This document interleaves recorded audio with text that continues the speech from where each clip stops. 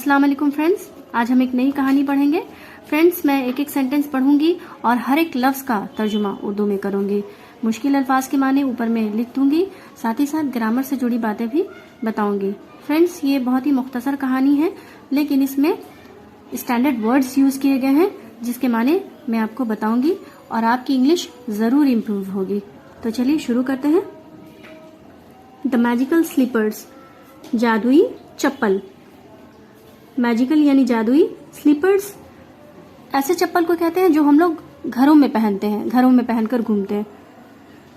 A boy named Farooq lived with his working parents in a small town. एक लड़का जिसका नाम फारूक था, नेम्ड यानी नाम था, नेम्ड फारूक, लिव्ड रहता था, विद हिज वर्किंग पेरेंट्स अपने काम करने वाले वालिदैन के साथ, इन अ स्मॉल टाउन यानी छोटे शहर में। नेम्ड यानी नाम था, फारूक, लिव्ड यानी रहता था, विथ हिज वर्किंग पेरेंट्स काम करने वाले वालिदैन,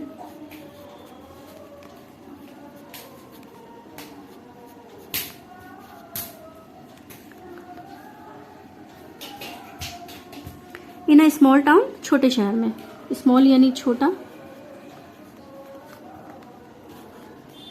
शहर। दो he was an obedient and helpful child, he was also very avaricious, who always wanted to possess things more than required. Though he was an obedient and helpful, गर्चे वो obedient यानी फर्माबरदार, गर्चे वो फर्माबरदार था,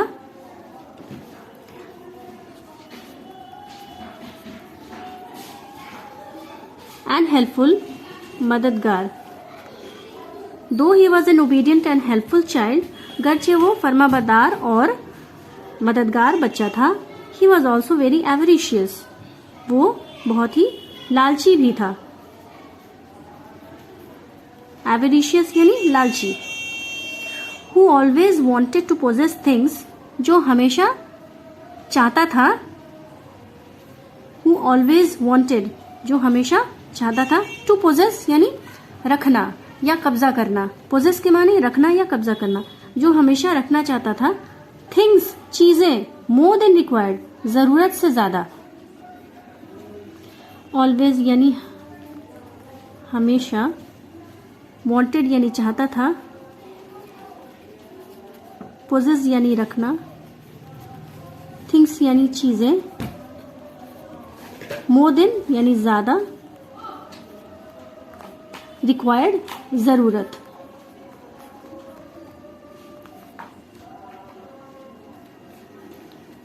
one morning Farooq's uncle visited his house. एक सुबह फारूक के चचा visited his house यानी उससे मिलने के लिए आए घर में।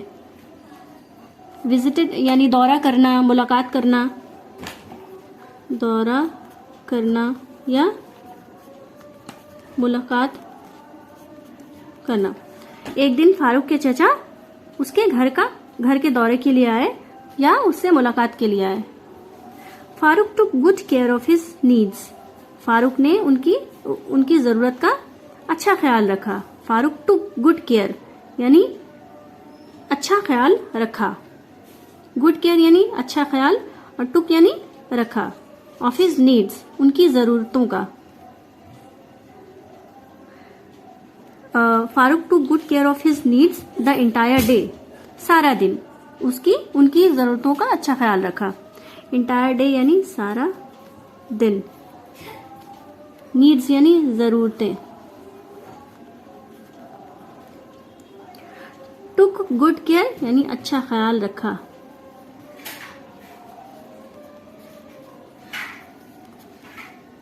Impressed by his hospitality, the uncle handed him a pair of slippers. Impressed by his hospitality यानी उसकी मेजबानी से मुतासिर होकर। Impressed by यानी मुतासिर होकर, by his hospitality यानी मेजबानी।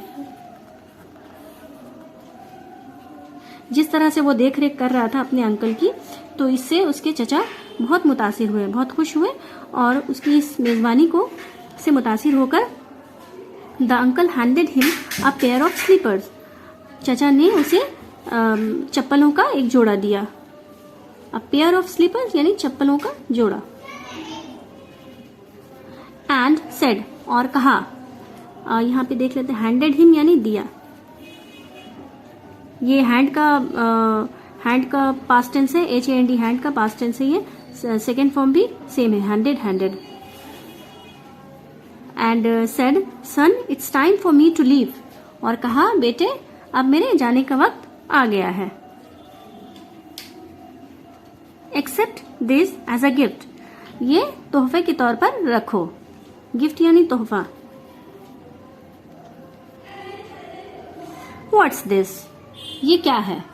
अच्छा यहाँ पे देख लीजिए, व्हाट इज का शॉर्ट फॉर्म है ये। व्हाट एक वर्ड है, इज एक वर्ड है, दोनों को मिलाकर ज्वाइंट करके लिखा गया है, तो ये उसका शॉर्ट फॉर्म है। व्हाट इज का शॉर्ट फॉर्म है व्हाट्स, तो यहाँ पे अपोस्ट्रोफे लगा दिया गया है और इज का आई हटाकर एस लिख दिया गया है। तो व्हाट इज का शॉर्ट फॉर्म है व्हाट्स दिस।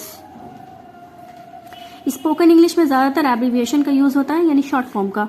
तो ये जब मैं स्पोकन इंग्लिश सिखाऊंगी तो ये सारी चीजें बहुत यूजफुल होंगी। What's this asked Farooq, Farooq ने पूछा। दीज आर मैजिकल स्लीपर्स, ये जादुई चप्पलें हैं। Every time you jump wearing them a gold coin will be released. Every time you, तुम जब भी इसे पहनकर छलांग लगाओगे या कूदोगे तो उससे एक सोने का सिक्का खारिज होगा। एवरी टाइम यानी हर बार या जब भी या जितनी बार भी, एवरी टाइम।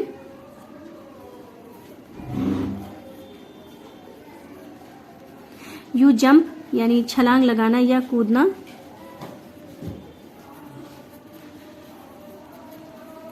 या कूदना। वेयरिंग देम पहनकर। Them a gold coin will be released, सोने का सिक्का, सोने का ये सिक्का विल बी रिलीज्ड खारिज होगा या निकलेगा। रिलीज के माने खारिज होना या निकलना। खारिज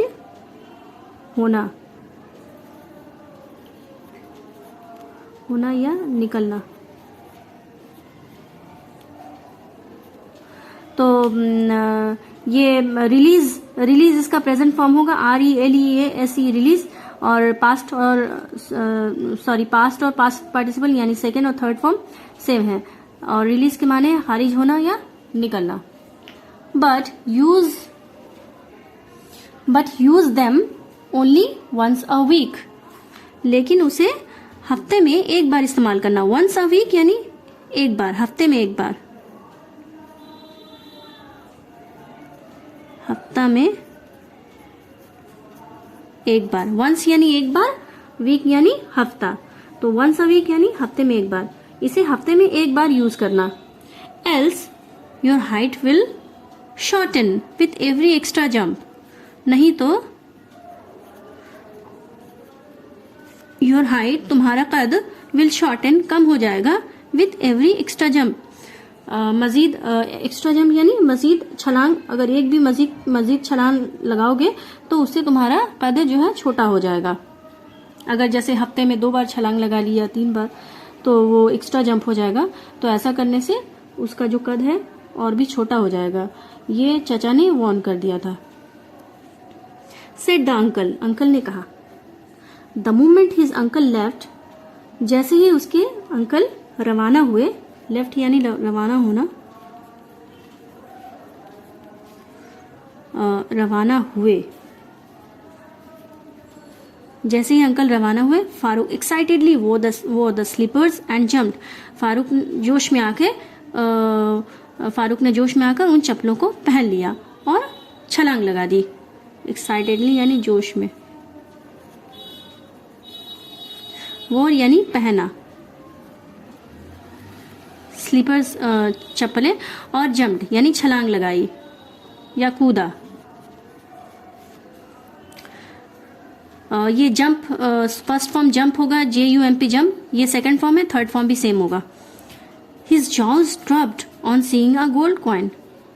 His jaws dropped, ये jaws drop एक इडियम है जिसके माने ताज्जुब होना या दंग रह जाना। तो दंग रह गया, वो दंग रह गया। ऑन सीइंग ये देखकर, अ गोल्ड कॉइन सोने का सिक्का देखकर वो ताज्जुब में पड़ गया या दंग रह गया। He wanted more and more, उसे और चाहिए था, ज्यादा से ज्यादा। He thought, उसने सोचा, I am too young, मैं अभी बहुत छोटा हूं। With ample time to regrow my height, मेरे पास काफी वक्त है अपने कद को दोबारा बढ़ाने के लिए। Ample time यानी काफी वक्त, काफी और टाइम यानी वक्त। रीग्रो यानी दोबारा बढ़ाना।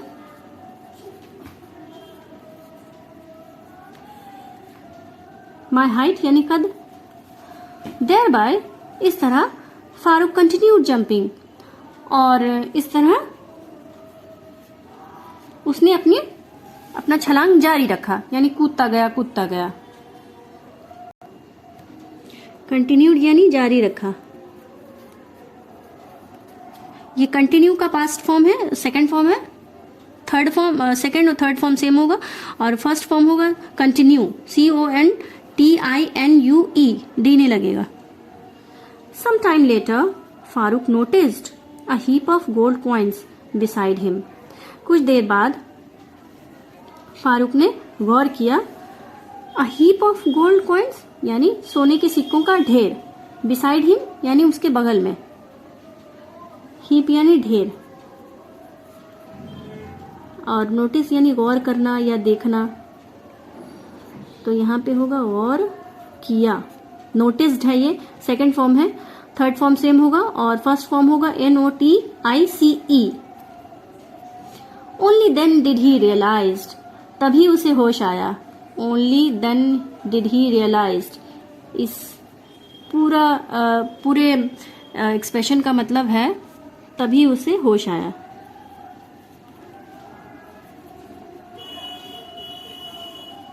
होश, तभी उसे होश आया, तभी उसे होश आया। Only then did he realized that his greediness had reduced him to the size of an ant forever, कि उसका लालच, that his greediness, कि उसका लालच,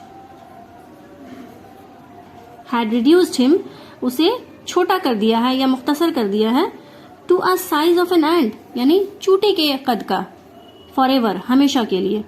उसके लालच ने उसको हमेशा के लिए चूटी के कद का बना दिया है, यानी वो बिल्कुल जमीन के बराबर हो गया।